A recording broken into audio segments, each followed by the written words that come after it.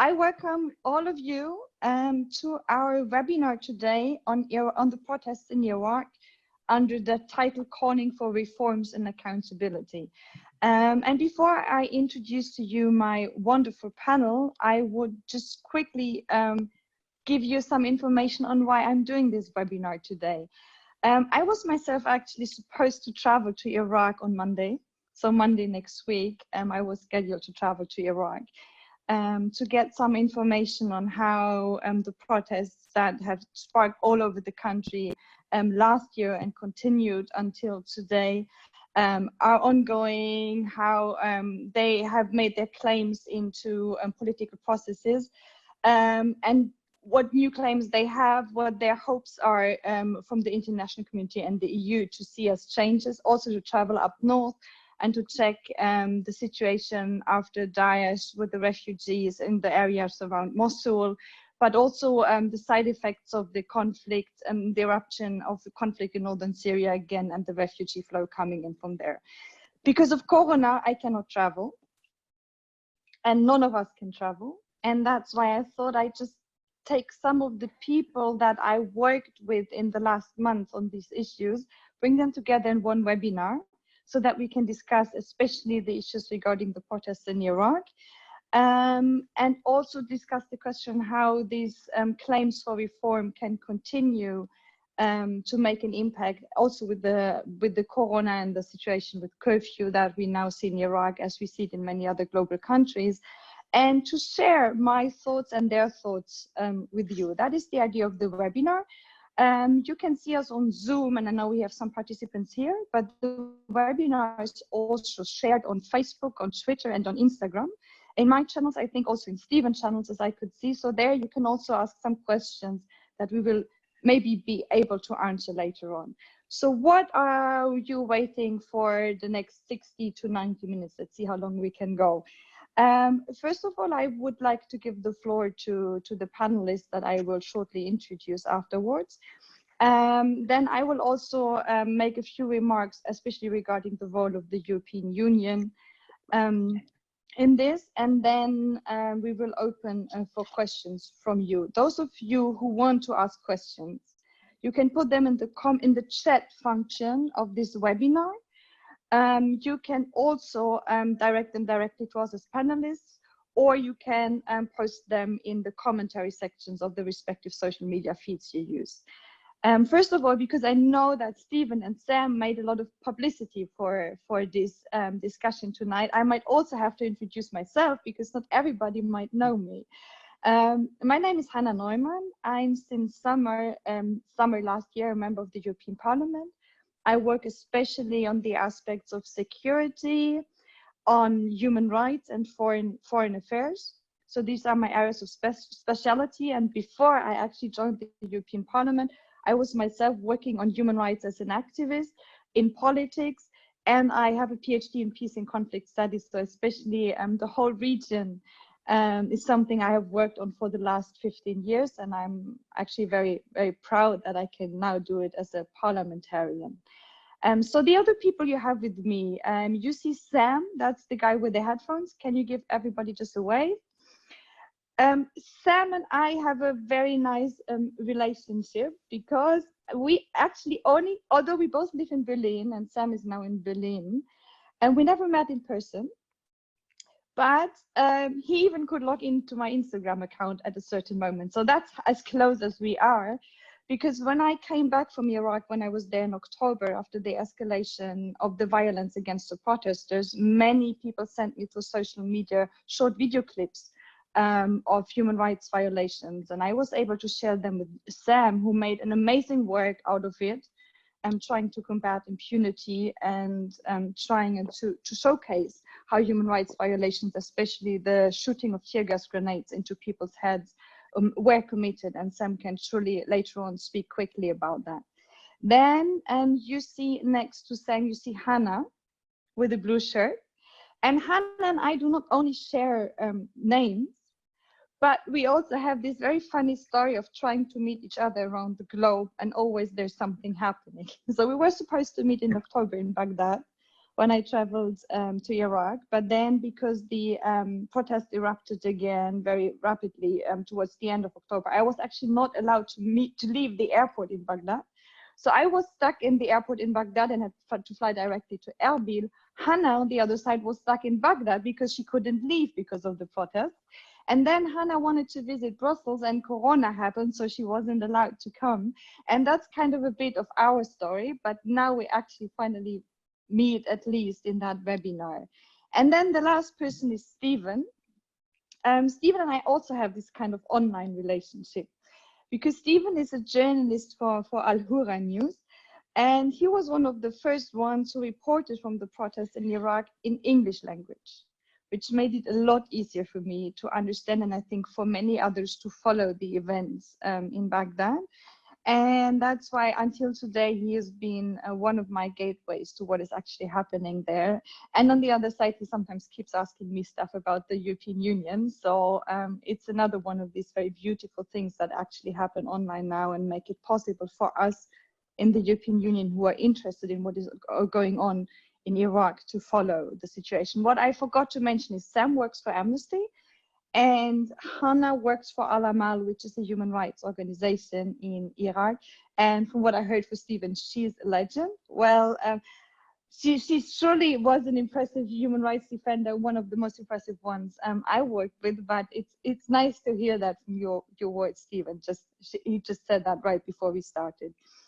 If it's fine for the first round, I would just like to have one question to each of you to also give our listeners a quick introduction maybe into what is going on in Iraq and what was going on in Iraq, because I think about 1/3 of our listeners may not be very familiar with what happens in Iraq, but they are interested. I think another third is kind of expert on the situation, and the last third will be people from Iraq watching us. So that's a bit of the set of the audience. So just that you're aware when replying to my and other questions of whom we are talking to.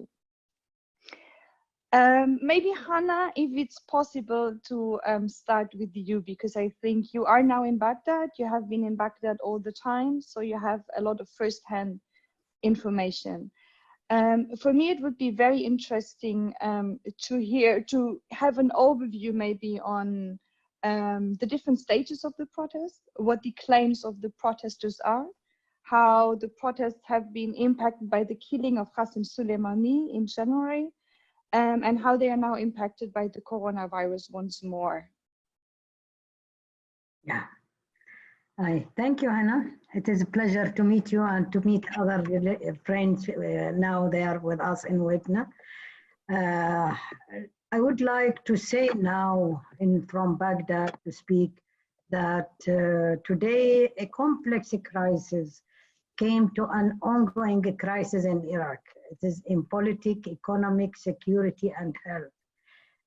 In the face of this disaster, those who govern the country use the tools of marginalizing hatred, obscenity, selfishness, and the closure of partisan and personal interest to ensure that they remain at the top of power. This is here now what we are seeing with the people now in these days, with, of course, that was the protest, and then it was the corona, which has hit the protests from, continuation in a wide scale.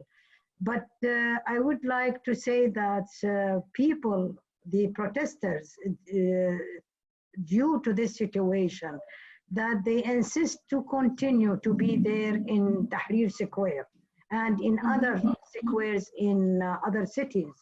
For instance, they are trying to limit their, to be guided with the health guides, not to be in a crowded areas, not to be so many people in one tent. They maybe sometimes they decrease this to 4 or 5 people. They are really printing, many of these health guidance on corona and distributed to the people and making, the hygiene in their areas. It is really wonderful initiative has been taken by them. But today, just I received also from Basra protest just now also, that they were also again coming together, and they are protesting because they have the news that the anti-riot forces, they are trying to, to attack them, to make their tents, to destroy the tents and to let them away from the square.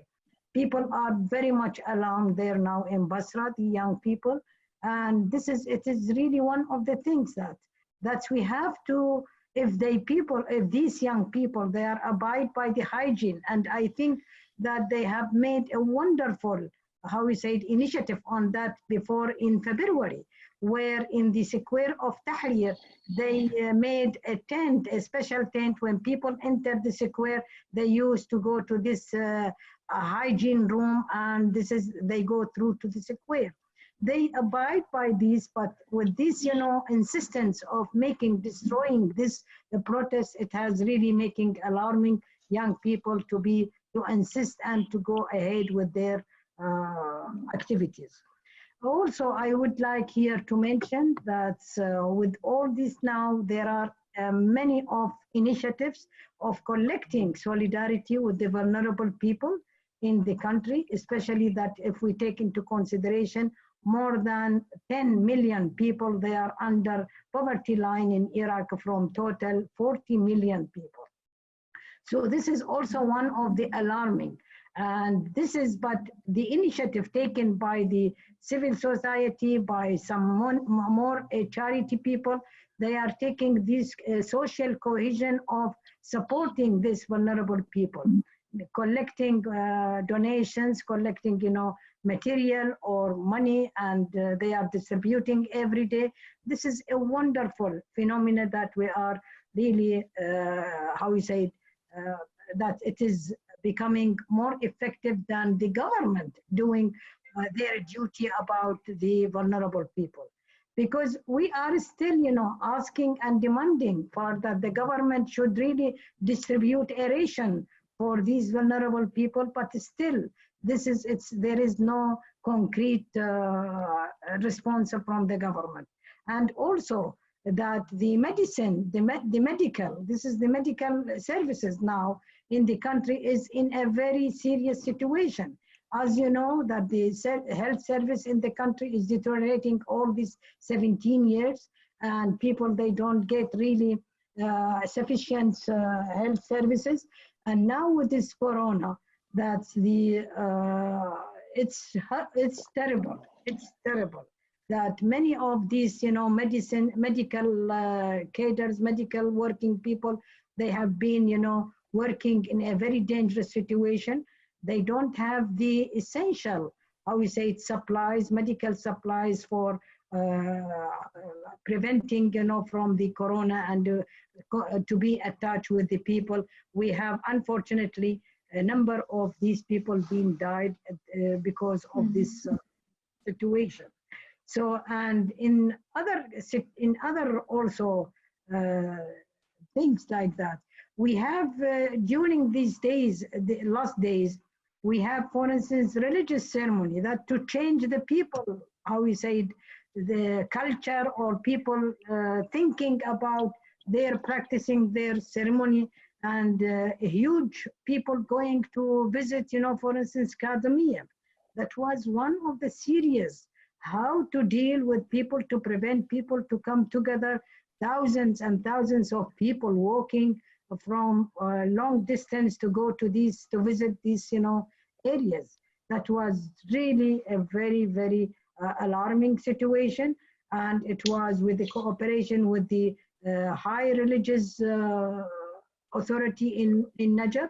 They made a call for people to stay at home and not to go and visit. That was not easy for people to stop them and to let them to stay at home. And even that in the popular area, before 3 days ago also, the phenomena, although that the government has declared curfew in the country, which has started, from 5, the whole about 24 hours. But people in the popular areas, they were not abide by this curfew. They will like it is a holiday, or they are, enjoying their time. They don't want to stay at home, and they are going to the shoppings and to the popular markets and so on. That was horrible, also alarming. So the increasing number of people, being affected by corona is still also, we have reached more than 600, cases. It is also, Iraq is being considered the second higher, how we say it, cases of death of corona. And we are looking, that's how we can, decrease these cases and the affecting of corona especially in the crowded area. It is one of the alarming. But in the other things, the government is still away from to meet the needs of the people in this serious situation. Okay, thank you, Hanaa. And for me, it was very interesting to hear how the people, despite all the challenges because of corona and the limitations, and with the curfew, are still trying to keep up their protests. And I mean, the protest initially started, I think, with claims for security sector reform and the reform of the electoral system. And it's interesting now to hear from you, Hanaa, how new aspects like social services or a good healthcare system have actually come on top of the agenda of the protesters because of the corona.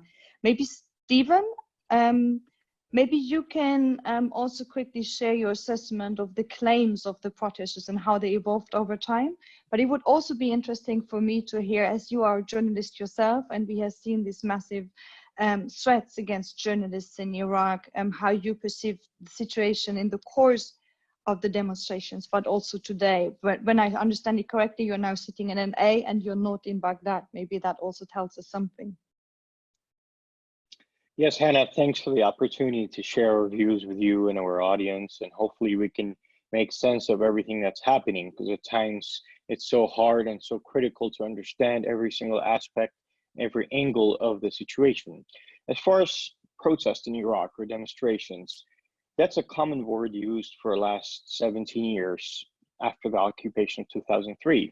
Things have gone south in many directions, health-wise, social-wise, economy, security-wise, and there was always a certain part of the protest throughout the years that was backed by political groups. So the term protest has been a common theme in Iraq. However, the last protests, which I would connect to the earlier ones in Basra in 2018, summer 2018, since then, things have tremendously and dramatically changed and taken a different course.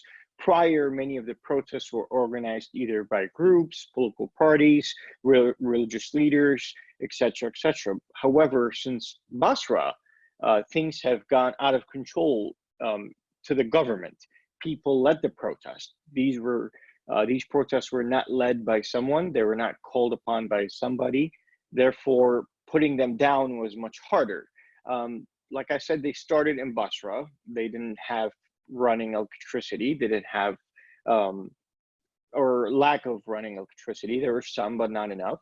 They had economical problems, water problems, drinking water problems. Therefore, the people of Basra were fed up and they protested, which quickly spread to other cities. That was violently put down. When the protests made a comeback, they did not come back in summer of 2019 like they were expected or projected to, which gave us indication that this round would be different. We cannot predict anything about it. October 1st was literally the day when things were planned to start. Up to that moment, people were not sure about the protests, who's really behind them and who's wanting people to go on the streets. What the government of Iraq did, they added few more steps to fuel the anger of the people, such as the actions taken against General al-Saadi from the counterterrorism forces, which literally spiked the level of anger to maximum level hours and days before the start of the protest. I remember on October 1st, I did not know what to expect. I thought it will be just another protest that people will go on the streets, maybe not many numbers and they'll come back. However, what happened, it was a very unique thing that we had smaller numbers go to Tahrir Square, and then from there they tried to march, and they were met with violence. They were met with actions that were deemed very I would say unaccepted, to take it at bare minimum.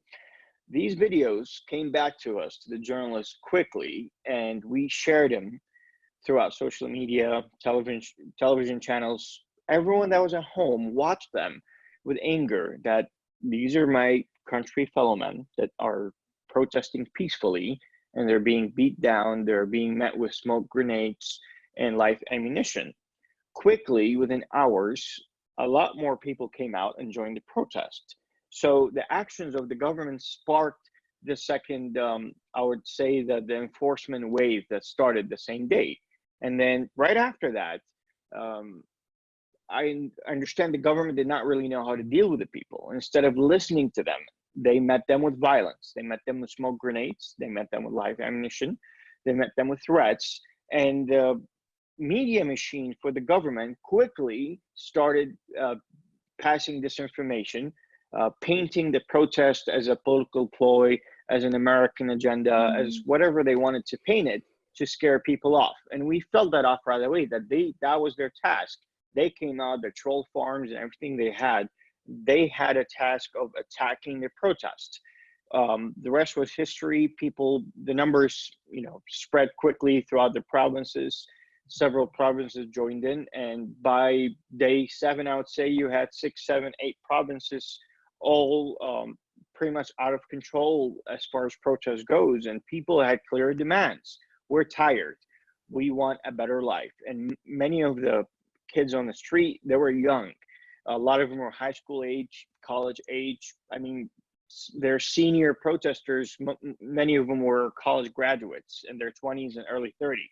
So you had a very young movement that doesn't really particularly care about Saddam or Maliki or anybody else. All they want is a better life.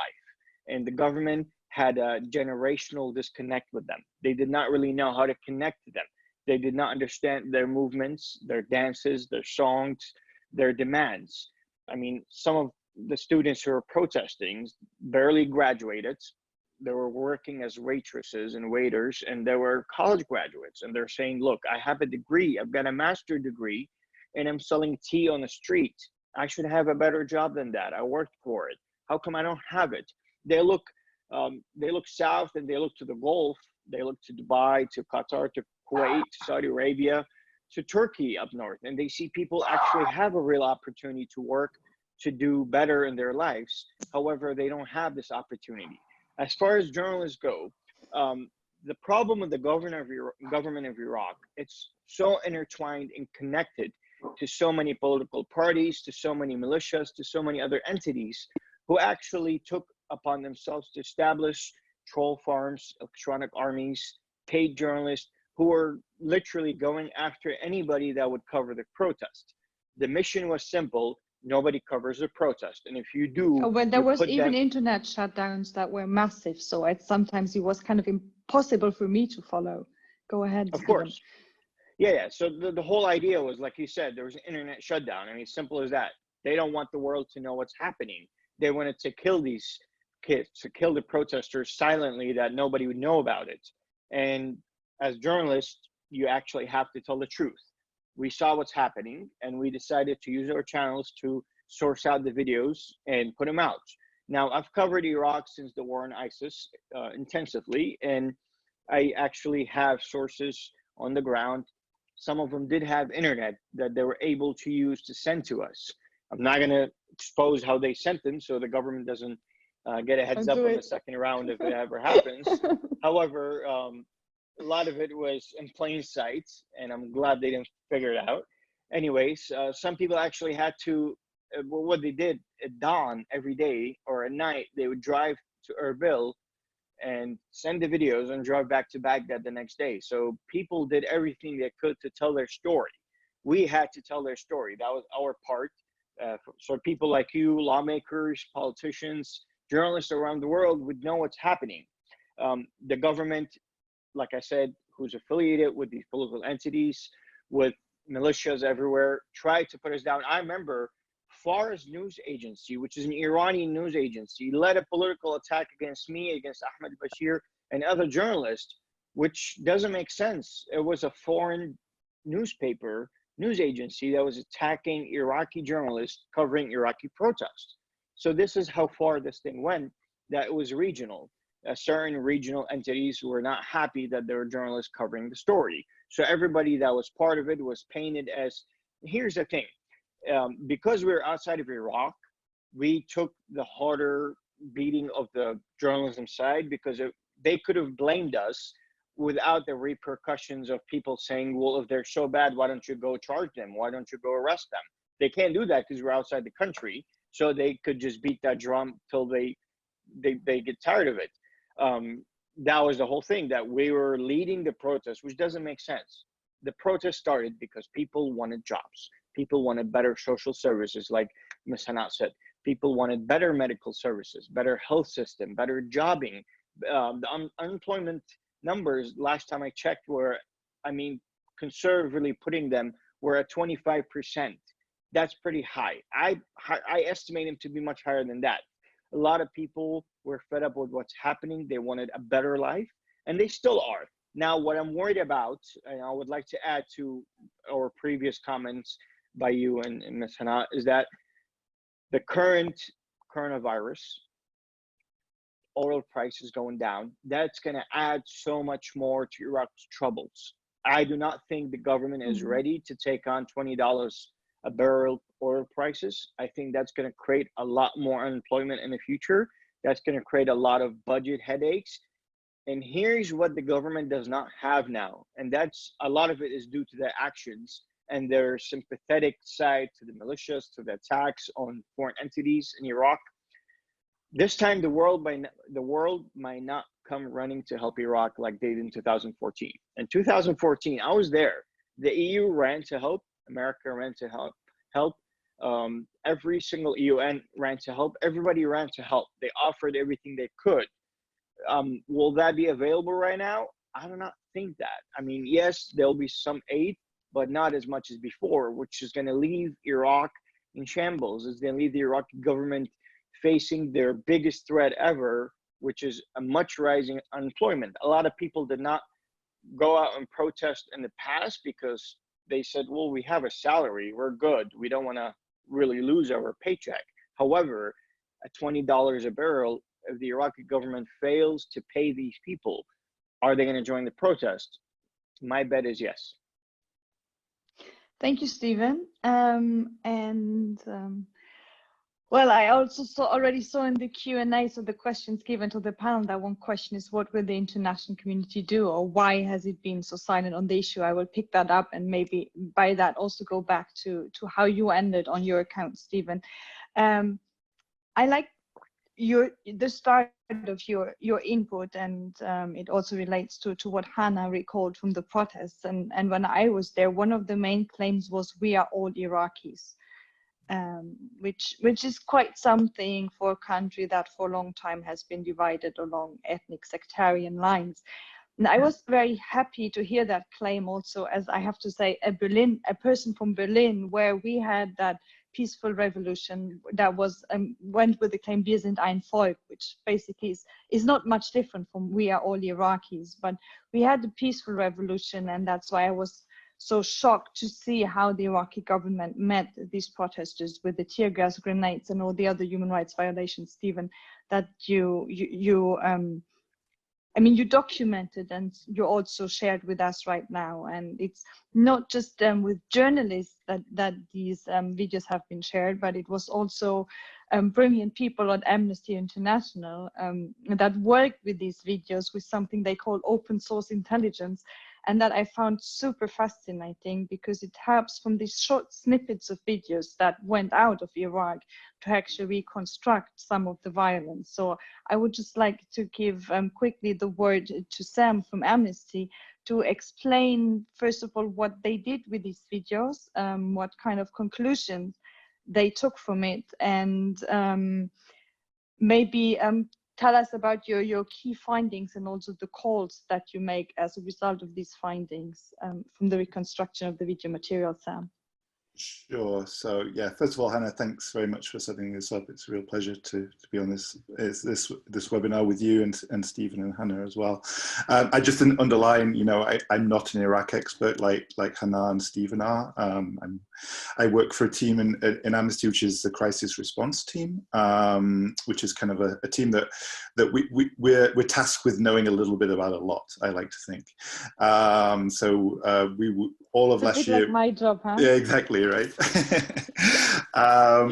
So we were actually tasked with all the global protests going on last year across the world, from Hong Kong to Chile, Iran as well, and including Iraq and many other places, to actually monitor what was going on. And one of the challenges is always, you know, and Stephen and Hannah alluded to this perfectly, is how do we make the international community look up? How do we make other people listen? How do we make people care? Outside of the countries where these things are happening, how do we actually amplify the abuses that are going on? And one of the ways we do that is increasing by using open source intelligence, open source investigations, however you like to term it, basically using the videos that Stephen's contacts were getting out. And we were already monitoring the protests from the 1st of October and kind of putting out press releases around the protest and the killings that were happening then. But it was really around the 14th of October that we started seeing these particularly gruesome, phenomenally violent killings that were happening around Tahrir Square and Al Jamhuriya Bridge. And this was something that, you know, certainly shocked me. It shocked, you know, I've worked on conflicts, you know, for the whole of my career for the last 20 years. And it was probably one of the most shocking things I've ever actually seen. So within Amnesty, we started pushing for a recognition of this. And one of the challenges we often have as an international organization is access. You know, our researchers, if they're not Iraqi, it's very hard for them to get visas to go into Iraq. We've upset many governments of different colors. So no government really likes us, no party really likes us, which kind of tells me we're doing our job. But it means that getting access to the country is hard. And the other challenge we're faced with, and Stephen alluded to both of these issues, I think, really well, and this often happens in protest situations all around the world, is disinformation campaigns, often led by states. So the troll farms that Stephen was alluding to, the bots are put up to spread disinformation around who's starting the protests, and increasingly, and I think which is one of a global trend which we really need to address, is access to the internet, and where states, especially oppressive regimes, close the internet during times of crisis.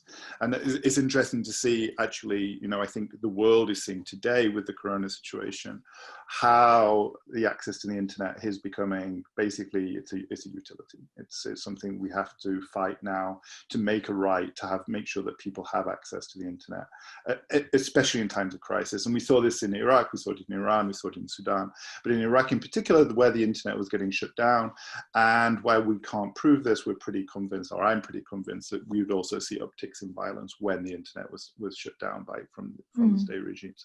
So it was by then starting together. We saw one video of these kind of gruesome killings. You know, it was middle of October, but then we saw more. And it's you know, you can see one and think, oh, you know, that's awful. You know, there's lots of killings happening in these protests. We're obviously condemning that.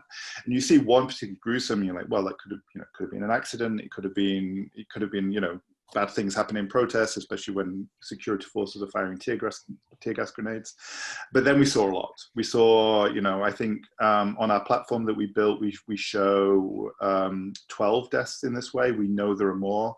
There were in the platform we built called Smokescreen. We show that just the area around Tahrir Square and reconstruct that using 3D modeling. We know there were about, you know, a good 30 to 40 deaths through these grenades hitting protesters in their skulls, and if they weren't killed, they were certainly life-changing disabilities that were being caused. So this is what we felt was, you know, over and above the kind of general protest which we were talking about as well. So we were talking about, we were putting out press releases and monitoring situations in Karbala, in Basra, in Syria, and all the other cities around Iraq where also illegal killings were happening of protesters. We felt that this was something that was particularly abhorrent, where the security forces were firing grenade canisters which are designed for military use, which weigh around 10 times more than a normal riot control grenade canister, and were being fired at or around head height, which could cause death. So our calls were for, you know, transparent investigations into how these grenades had come into the security forces' hands, transparent investigations into why they were being used at all on protesters, and you know, using their right to protest, why these were needed for riot control, and then obviously accountability for those people for those members of the security forces that actually were ordering this to happen, and those who were pulling the triggers and causing these most gruesome deaths. Now, obviously, the challenge with this for us as Amnesty is, you know, we were focusing, you know, we focused on a lot of the protests, obviously, and we did on a continuing basis. The challenge is also, you know, how do you balance it? How do you balance it out as an organization like Amnesty? You know, I think the work we did on these grenades was really good at bringing a global eye back to Iraq, which is a hard thing to do. You know, it's a hard thing to get a global eye on Iraq, and I'm sure you know that very well, Hanaa. So we did succeed in doing that. But what I felt was difficult around this work is that, you know, we were casting an eye on the particularly gruesome killings that were happening in this kind of new, in inverted commas, way that killings were happening, which kind of did take focus away from the fact that many protesters were being killed in more traditional ways. Let's say, you know, the security forces were still using live ammunition, you know, and they shouldn't have been using live ammunition on protesters. People were being beaten. Militias were driving around Baghdad, killing people, beating up people. And while I think we did a good job of getting the eye on Iraq during these protests because of these canisters, it was still very hard to kind of keep focus on the amount of people who were being killed in other ways as well. And that's obviously a challenge that we have to keep working on, assuming these protests continue, and assuming that the state security forces are still as heavy-handed. We hope of course they would not be, but that remains a challenge, I think, in this work. Thank you, Sam, and maybe that's already a bit of leading me to take up the question of the international community and what it could or should do. I mean, I have worked a long time on the region, so that's why and there are very few others in the European Parliament, so I'm not alone. So there are a few others who have a high interest in Iraq and in the region, and who were following this from the very beginning. But it was very difficult for us to have our voices heard, and even within the European Parliament to make the impact that we would like to have. I, for example, was calling for a resolution condemning the many human rights violations that we have seen during the protests from the very beginning, and never got a majority even to make it an agenda point with a resolution on the plenary, although we had discussed it in the plenary a few times. Why does the international community not care more? And that was a question that that I had been dealing and trying to find answers for myself for a long time. And I think on the one hand, the international, or many in the international community, are aware, quite sympathetic with many of the claims that the protesters have on the street. So it's a lot of young people, and they call against corruption. They make claims for participation, for restructuring of the democratic system, for an improvement of social and basic services, for education and proper jobs. And then towards after these killings happened, also just to fight the impunity. And I think these are all claims that in general resonate very well with the international community, and it's nothing that would alienate them or that they would find strange, and that initially I think many would want to support. And I was especially struck by the fact that we had all these violations of human rights coming from the police, coming from other armed groups within the state. And at the same time, the EU itself has an advisory mission to the Ministry of Interior, So this contradiction when we are actually training and advising the Ministry of Interior, which is somehow accountable for these violations of human rights, and what does it do, and how do we have to change maybe this mission, change the mandate, maybe move towards another direction, was a debate that I heavily wanted to have. On the other hand, I mean, if you look at Iraq from, let's say, not someone who is very close to the country, but someone who does international relations, more looking at many countries, I mean, there's a very long history of the international community trying to get involved into Iraq. And if you look at the situation now, it wasn't always successful. It's not only to blame the Iraqi people for that. I think there's also a lot of blame to go to all the many people who tried to fix the country in a way that didn't help. I don't want to go deeper into that maybe here because that's enough for a webinar itself. But I think what the analysis was in most of international relations circles and people I discussed with is that if we really want to see some change in Iraq, two things need to happen that the protesters are calling for. And one is the governance reform, and the second is the security sector reform. But these two things are nothing that you can actually do against the will of the government in place.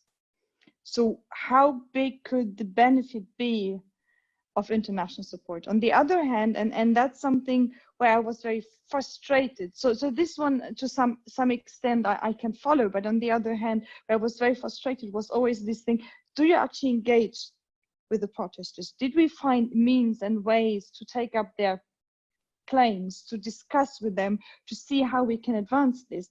And there I was always or often faced by a comment that was, well, we wouldn't even know whom to talk to.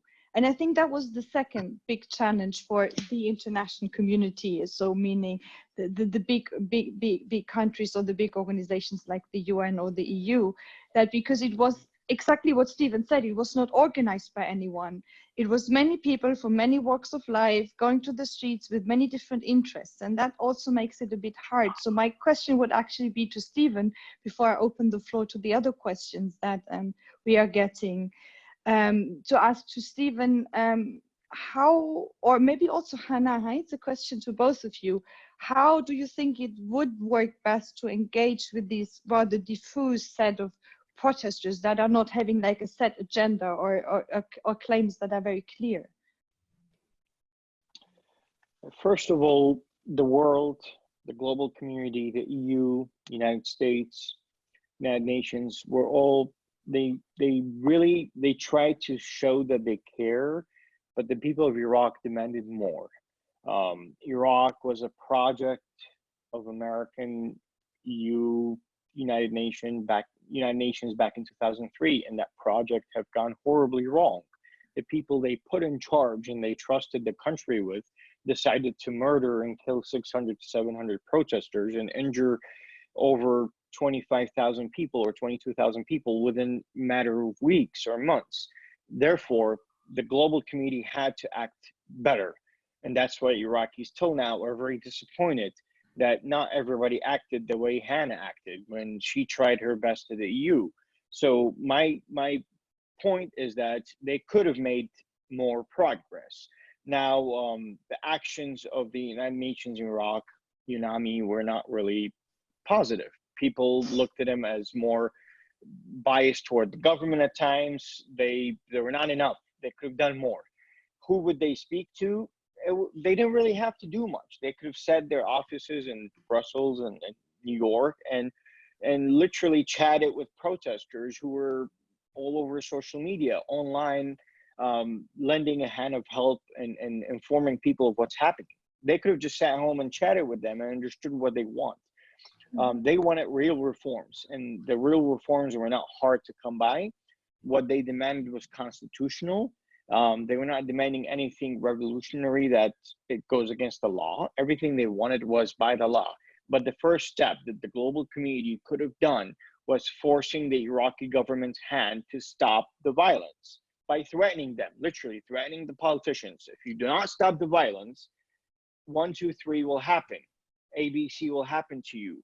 But they did not do that. They just condemned press releases. And sometimes, here's what the part that really got a lot of Iraqis ticked, and I'm one of them, is that the press releases were, oh, we condemn violence by all sides. what do you mean by all sides? You've got a side that has militias, tanks, you name it, and you got a side that's holding a flag, at times holding a stone, a rock, and at times very small, but you've got a guy that's shooting a sniper rifle against him.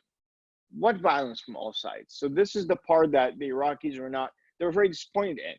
And it reminded them of times when a lot of these groups and organizations would literally run to defend accused ISIS members and try to, you know, take the global stage to defend them. However, they did not meet the same demands of Iraqis with the same sympathy. And that's my point about that. Okay. Hanaa, maybe from you also what you would like to see from the international community now. Yes, I would like to stress that our people, the protesters, really still are disappointed by the, how we say it, the attitude of the international community towards their, how we say it, just demands. Just demands which started also from the fair investigations. When we speak about accountability, about, you know, transparency, about justice, that's what we really, it is very, very important to speak about accountability when there is some fair committee or investigation committee on the crimes happened against them. More than 600 people being killed during 4 or 5 months. This is a daily crimes is going on in Iraq. Plus that, there are a number of people abducted or people assassinated, not only in the demonstrations, but abducted and assassinations in different areas. Among them, a number of children being killed during this time, women also being killed during this time. So this is when we raised this issue before some 2 weeks or 3 weeks ago in Geneva, in the Human Rights Council, when we speak about, you know, a special session on the demonstrations in Iraq. That it's essential to put the pressure on the Iraqi government. Not only the Iraqi government is absent now. There is no real government ruling in the country. There is armed groups. There are a number of people that they ruling the country without, over the law. So it's a question. That's how the international community responsible for that. Still, they are very far away from the situation on the ground. And we speak also about when the remedy for the young people who have really more than 25,000 people being, casualties. Many of them, they are disabled now. They cannot really, they don't have a treatment. They don't have health. A number, more than that, number of people being threats, and they left the country, or they are leaving their cities to work or to be in other safe place in Iraq or outside Iraq. This is a question. That's how we can really make support for all these people being, they want dignity. They are demanding for the dignity, for a beloved, homeland for them, as they say, is not only a services, but not service or not, economic or no. More, they have speaking about dignity. They are speaking about homeland, and it is really tremendous things that now we are seeing in this protest demonstrations. And also, when we speak about that, I would like here to mention, though it is very hard issues, that the international community responsible, and they should really respond to the Iraq, especially if we take into consideration the blockade of 90s, the sanctions in 90s. It was under the international UN, resolutions. Then if we speak about 2000, after occupations of 2003, also the destructions of the state institutions, it was also by international community. So the international community responsible how to heal the situation in the country. And especially, we are not depending on you, but we need some support. And this support is essential to rebuild our state, to rebuild our country, to be in a normal situation like other countries are, living. So this is, I think, the international responsibility, international community responsibility is because of the history that they have done, and they are being responsible towards the current situation now in the country. This is essential, and I think to put, a special session on Human Rights Council, it is necessary. EU also is not only press releases. I mean, it's not only press releases, please. There are thousands of people looking for solidarity not in words, but in action. In action economic, or in action in politics, also in diplomatic, fields and so on. It is what we are seeing on. I mean, you heard me, Hanaa, heavily criticizing the EU response to the protest, especially about only having press releases, but being silent and also not using the power they had in the Ministry of Interior with this training mission. But at least when it comes to funding, support and solidarity, there is actually a lot of EU money going to Iraq when it comes to humanitarian aid, when it comes to development funding, also when it comes to supporting the refugees coming from Syria to Iraq, and also when it comes to funding human rights organizations. But I think the key problem remains, and that is what both Hanaa and Steven, both of you said, and I share this assessment, is that we would need major governance reforms to make sure that this money continues to be spent in a very good way, and maybe also some additional projects. That was at least my experience from also traveling up north in Iraq a lot. When it comes to reconciliation and just healing many of the layers of grievances actually that the country has seen, and the protests are maybe just the last layer of it. I would like a quick comment, if you don't mind. Quick comment. Sure. Another thing that the EU, America, United Nations should understand, that they're dealing with a two-faced government in Baghdad. What do I mean by two-faced government is literally the meaning of the word. The Iraqi government now or in the future has to set a tone of their foreign policy, has to set a tone of their local policy. Are they friends of the West, or are they enemies, or they're just going to stand there and watch the militias do what they want? I'll give you an example. For instance, there was a spokesperson, it's still of the Ministry of Defense, a very high-ranking general or colonel, actually general in Iraqi terms.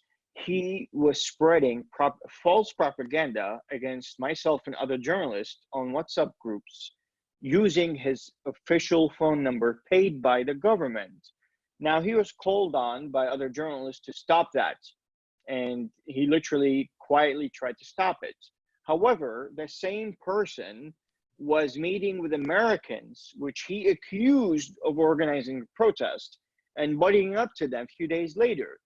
One of the American media officers in Iraq told me, this is funny what you tweeted about this guy, because he showed up to my office with flyers saying, do not spread disinformation.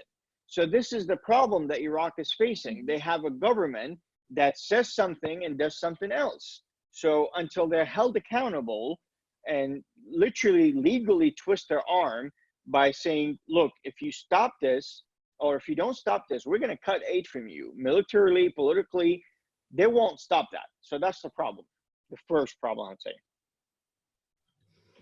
Yes, I can see that. But cutting the aid also always is a two-sided sword, huh? Because most of the aid actually goes to the most vulnerable. And no, I'm not sorry. I'm not talking about humanitarian aid. I'm talking about security aid. Security aid. I can see that. We won't give you weapons unless you turn the weapons away from your people. That's what I meant. That's an easy call. And maybe I would like to give because we're already 1 hour nearly into our webinar, to take the chance to give the floor to some of the questions that were raised by our listeners. And there's Karsten, who is kind of our voice from the off, who collected these questions and clustered them in a way. So he will now share, like as a surprise with us, what kind of questions there are coming from the audience. Karsten? Yes, hello, this is me, Karsten from the off. I would say it's not only me, it's a whole team of Hanaa collecting questions. We got a lot of questions and comments, a lot of comments also by activists from Iraq who were just saying, like what calls of demonstrators are, calls for freedoms for a good future. There was also a comment saying it would be difficult to have leaders for the protests because they would be at high risk of assassination. Questions have focused on one theme which was now also addressed, the role of the international community, in particular the EU. Not everything was addressed. There was, for instance, one specific question on sanctions. Hanaa, you mentioned the full sanctions of the 90s, but there was a question whether targeted sanctions against individuals in Iraq responsible for abuses would be an option. Again, I will take a lot of questions on that, and many comments, of course, expressing frustration with a political elite not able to deliver. In particular, also now in this crisis situation, someone pointed out there is quarantine imposed, but no services. How can this work? And linked to that, there was also a question asking whether there are political figures the protesters, put their hopes in, or a more general question was also to the current situation, what the expectations are of a new government, the one designate Prime Minister Adnan al-Zurfi. Is he likely to address anything the protesters have been calling for?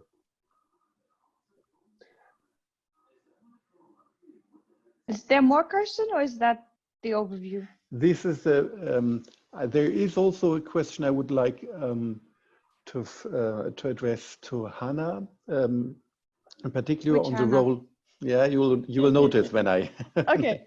On the role of women in the protest, or let's put it more broadly, what changes have these protests brought? And we could see that women took a very strong role in the protest. And there's another, you also, the other Hanaa now raised already the issue that there was also the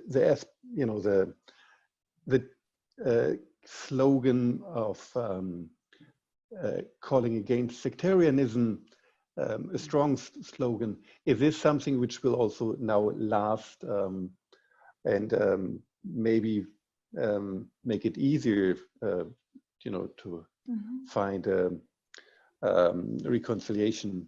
And of course, one question which you probably also all would like to address is, what will now happen to the protests? Now there is this, now the coronavirus lockdown. How, what will come next? Yeah. So far from my side. Okay, thank you, Karsten. I think there's a bit in it for everyone. Maybe I would like to have Hanaa start and then give the floor to Sam and Steven, and I will take the one on the targeted sanctions. And you just see which one fits with you best. Hanaa, I would very much like you to speak on the role of women, but I'm sure you can also speak on the question of will this cross-sectarian feeling like we are all Iraqis lost, and maybe also give some ideas on how it would go on now with the protests. Yeah, thank you. Here, of course, I would also to stress about the, how you say it, the wide from different social people participating in this protest demonstrations all over in the central and in the southern areas of the country. But one of the things which I really always mention, that's young people and women.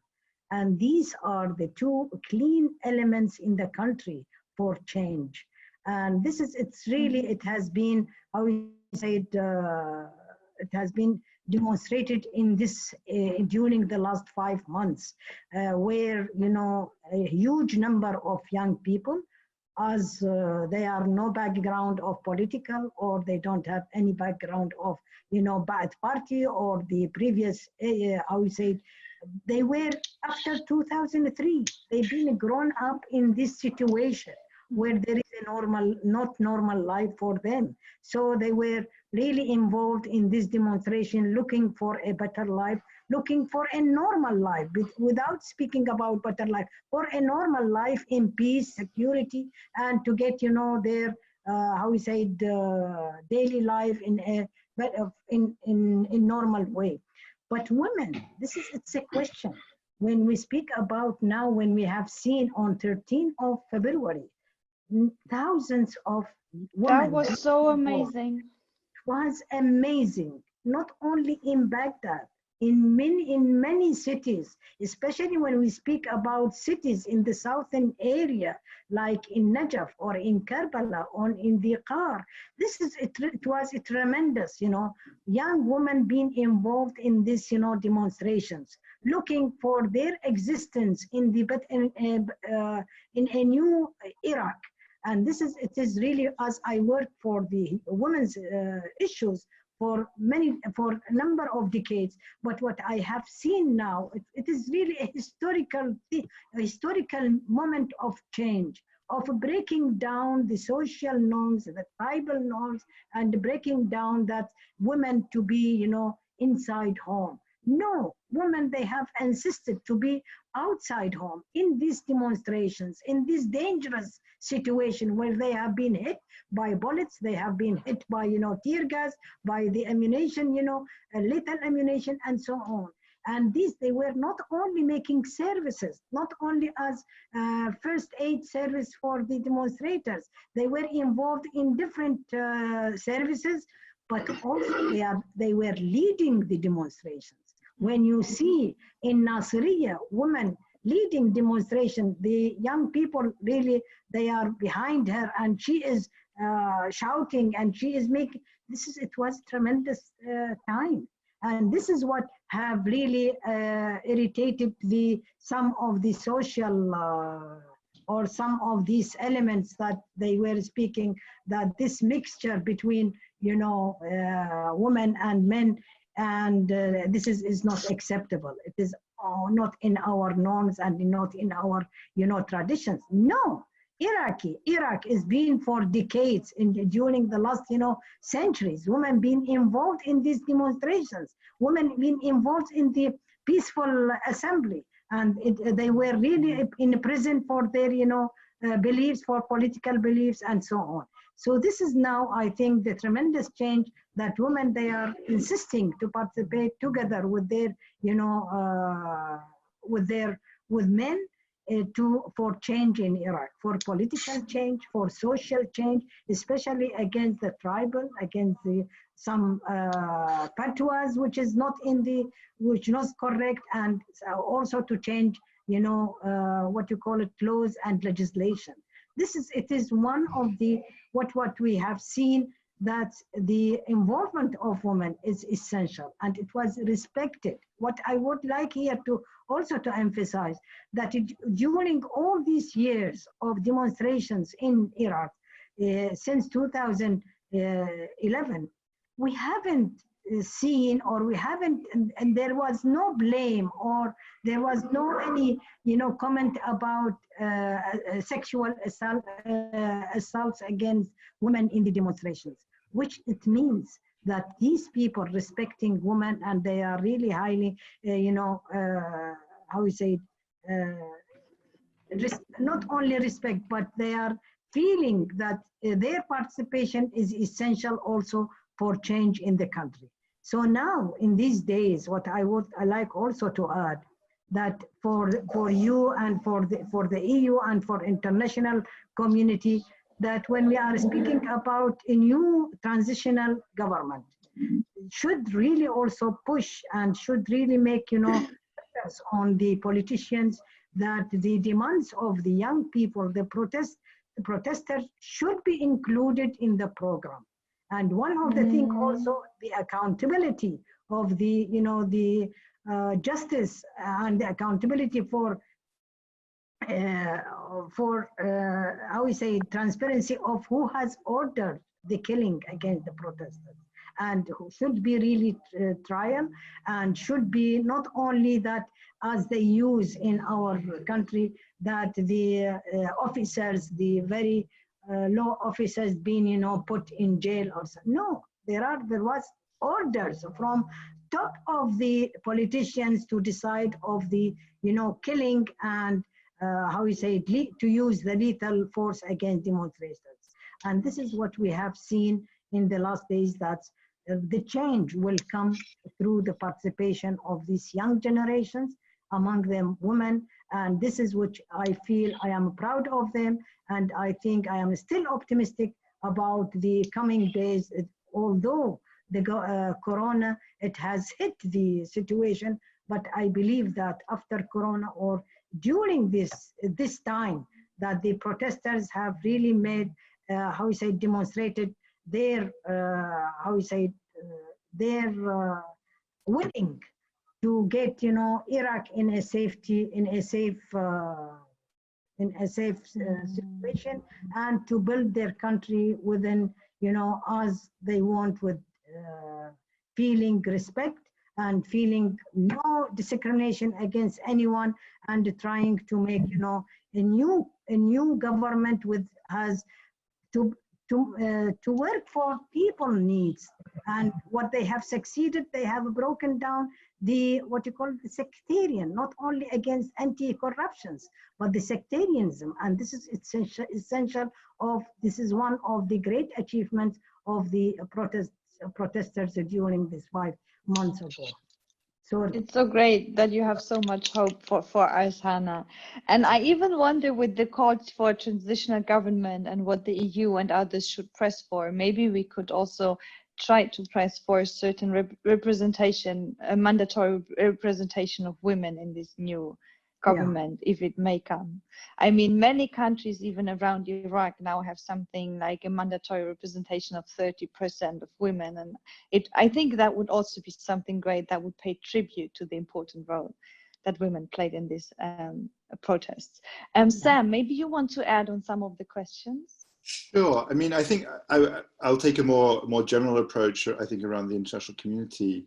I think if we think about this in times of coronavirus and what that's doing to the international community right now, I think we stand before something which is of a great danger, especially to, you know, countries like Iraq and other countries in the region, and what these protesters are fighting for and standing up for is that, you know, the European Union, and it did this in 2008, and I'm not sure if it ever really has fully recovered, looks inwardly, looks inside its borders. You know, already human rights challenges are emerging. We saw yesterday in Hungary, you know, human rights challenges are emerging within the European Union.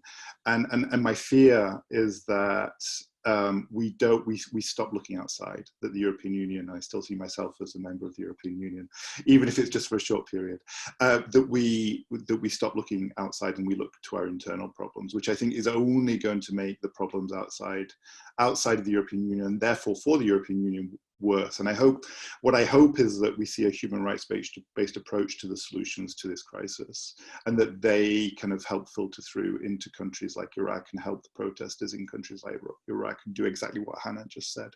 But it's going to be all too easy for, you know, economies, as they try to get themselves back on their feet, you know, weapons manufacturers to sell weapons to the highest bidder.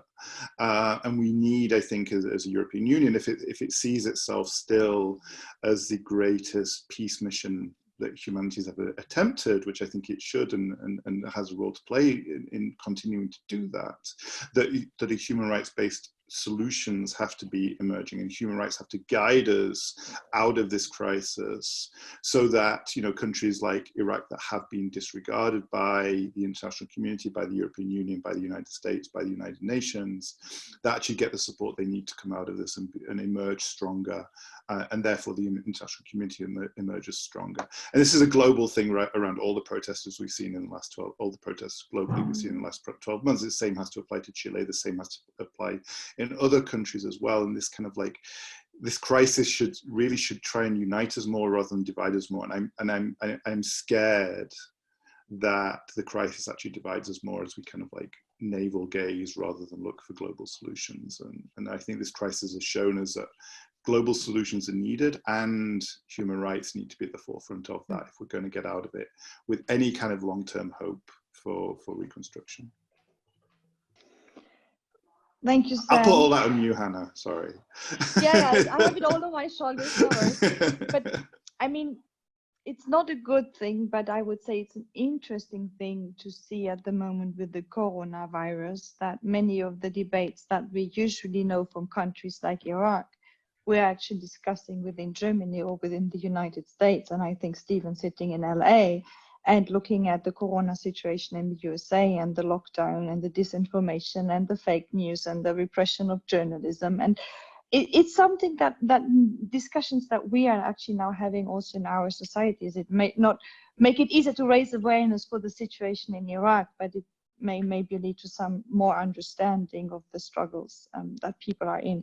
Steven, maybe also to not end on a totally depressive note, maybe you can start with the expectations of the new government and then move towards the political figures that protesters may look up to, because I think that would also be a very interesting question for me to understand more. Bless you, whoever that was. Bless you. Steven, go ahead. Of course. Well, nothing has really moved forward as far as the political spectrum. The political spectrum is still far away from the people. Just a quick idea that the Iraq elites are thinking how elites do, how elites think in their ivory towers away from people. They don't really understand that the demands on the street are not the same as their demands in their political rooms. They're fighting over money, ministries, contracts, but they're not literally, they're ignoring what the majority of the people want. With Adnan Zurfi, yes, he's got the global support from EU, from America, from the Security Council members. Iraqis are divided on him. Obviously, the Iranian, pro-Iranian side politicians do not want him.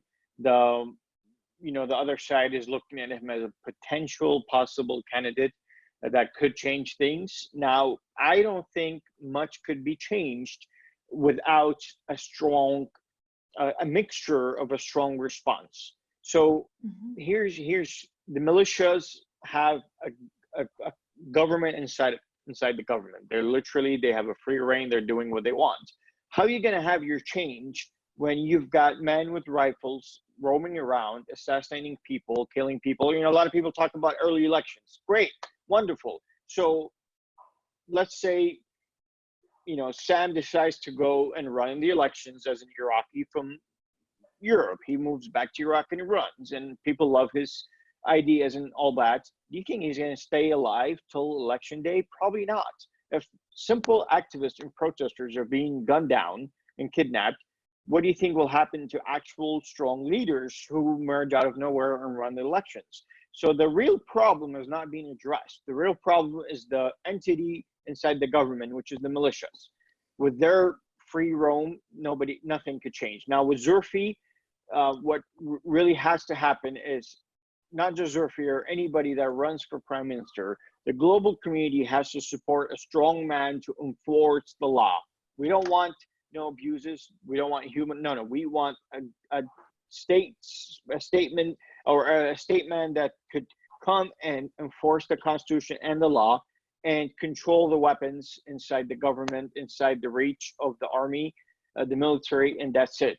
Because as long as you have militias, you really can't have a country. And to add to what Sam said, I don't think the global community is going to have enough time for Iraq moving forward. What's going to happen is protests will resume, oil prices will continue their drastic fall, and Iraqi government is going to find itself with an army of unemployed youth and even elder generation who might march, and then Iraq will have to go through a turmoil of changing the government on its own with the global community looking from outside. Well, at least maybe the global community can support it in a constructive way that prevents some of the major human rights violations and escalations. At least that's what I would hope the global community would do. Maybe on because that question I think goes specifically to the EU and the global community, and that's the question of targeted sanctions. We are currently in the European Union working on a mechanism that can do exactly that. So usually the problem with sanctions is that it goes against a sector or a country as a whole, and thereby also, and especially targets often the most vulnerable people, which is, for example, what we currently also see in Iran when it comes to the health sector and the problems there. But we see this in many other countries. And that's why there's another tool that the European Union wants to use that the US, for example, and Canada already have with the Magnitsky Act, that is to punish certain individuals where it's proven that they have committed grave human rights violations. So, for example, with asset freezes, so you basically just take the money that is in the European Union and make sure they cannot use it anymore, and with travel bans, so they could not enter the European Union. And we know that it's quite a good and important tool because it only targets individuals that have committed crimes or human rights violations, and also because they don't like to be on these lists. And in addition, it makes it difficult for them. Many have families or they have nice mentions. And I mean, we know these stories. And that's why we are pushing very hard that towards the end of this year, actually, the European Union also has a human rights sanctions mechanism. And that is actually a moment and a mechanism where all of us who are sitting here around the table actually come together and work together when it comes to such things. Hanaa, who can point out the human rights violations happening, Steven forwarding the material, Sam kind of helping trace who actually committed the violations with these intelligence, and then the European Union and the Parliament also pressing some actors in the European Union to put people on these lists. You said this will be the end of the year? Yeah, hopefully it will be at the end of the year. So the Germans, they will have the council. Now it's getting technical. Huh? Germans are getting the council presidency of the European Union for the next 6 months, so starting summer, and they made it one of their primary foreign policy agenda points that actually this mechanism will be in place by the time they finish their council presidency. And as of now, they and I am confident that it will happen, but I will continue to push on this. So one aspect of our work in the Parliament is surely to raise awareness for specific countries like Iraq, like others that are close to our heart and where we're having emergency situations like in Iraq, and make sure that also given the troubles that we have in the European Union, these situations are not forgotten. And the other one is to work on thematic priorities and thematic areas and protecting human rights defenders, fighting for political freedoms, but also establishing mechanisms to sanction people who go against what they signed themselves in these international treaties is something we also work on. Before we finish or we have a last round of comments, Karsten, is there anything in the questions? Karsten, is there anything in the questions that still needs an urgent reply? I think there have been quite a number of questions also directly related to the situation of corona crisis in Iraq now. There was one question, for instance, regarding the particular risks of prisoners, noting that in some countries prisoners are in consideration of being released or have been released, but nothing like this in Iraq. And there were also questions about the numbers. What are the actual numbers about corona infections in Iraq, because there is so different information out. Yes, so these were, I would say, additional questions. I have a question to Sam, if I may, which is about, you mentioned the supply of arms. Could you mention the grenades, for instance, which were used for deliberate killings, where they come from, and whether there has been any reactions, if they were identified, the countries or companies after your report or after this has been exposed? Okay, so I would say now we have 2 or 3 very specific questions that may have a short answer opportunity. So I may want to give the one on the political prisoners and the prisoners in general to Hanaa, if she feels confident to answer that, as well as the number of corona cases in Iraq. Then Sam on the countries, and then I will have a final question for each of you anyways. So Hanaa, maybe you can start. Yeah, the questions of the prisoners, this is also one of our concern. You know, if you speak about thousands of people in the detention or in the prisons, you know, they are in a very unhealthy situation. They are crowded. If you can speak about 4 meters, you know, of room, it is over 45 women there, prisoners. And there are huge numbers. I am speaking about over 40,000 people in a prison, and it is really, how we say it, we are speaking about with the corona situation. It will be catastrophe if it is hit by them. And if we speak about also that they don't have essential services, health services, I am really being follow up this question. It is very limited in these areas. So, and they are suffering from different, you know, diseases and from different, you know, critical health situation and the critical mal situation, you know, it is what we speak, it is our concern. So this is one of the demand put for the government. If to have to release many of them, they can be released, and with some conditions, and it would be much better. But what is concerned, that there are corruptions in these institutions. Many of people, they are using the prisoners for their, how we say, selfishness and for their own interest. If you speak about millions of dollars used for them, it is gone not for the prisoners, but it goes for the people in the administrations and people running the services in these areas. So this is one of our concern and demands in this time, that's for the release of many of these people as soon as possible. And also to speak about the how we can in the coming time with the decreasing of, you know, salaries of the top of the governments, that they should, and the MPs and others, they should really donate, not to depend on the people to cut the salaries of the employees, the whole employees. It is when we are speaking about the disasters of the economic situation, not only corona, but the economic situation will be disasters for many, especially of the limited income they do have, or the people they depend on the salaries of the government, which is if they are going to cut these salaries, will be very, very difficult and very harmful for their living conditions. And also to speak about how the EU and others, they can help the private sectors. This is now, it is to push the private sector to get the support from the international community.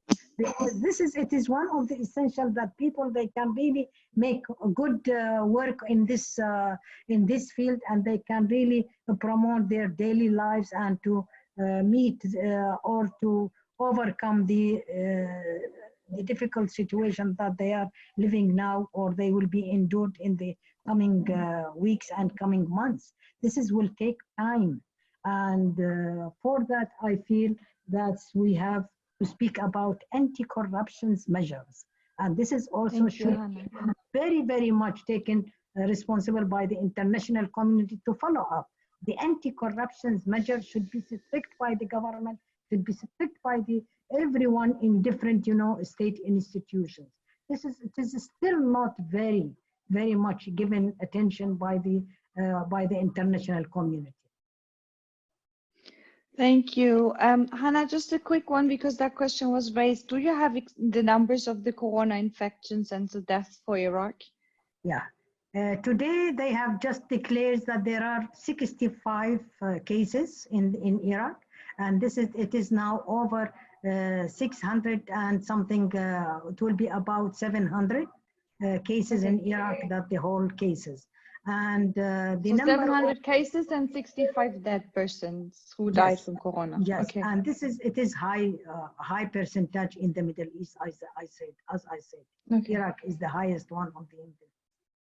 Okay, thank you, Hanaa, and I hope all of you will stay healthy or at least get over the infection without major implications. So Sam, there was a specific question regarding the origin of the tear gas grenades and whether you could reconstruct that one. Yeah, I mean, so just one other quick point, very quickly. I mean, the situations in the prisons is something Amnesty is also looking at around the world, and I think it's something we should be very aware of globally. In the current situation, you know, political prisoners in Turkey, in Syria, all around the world, and other camps as well, you know, detention centers, etc.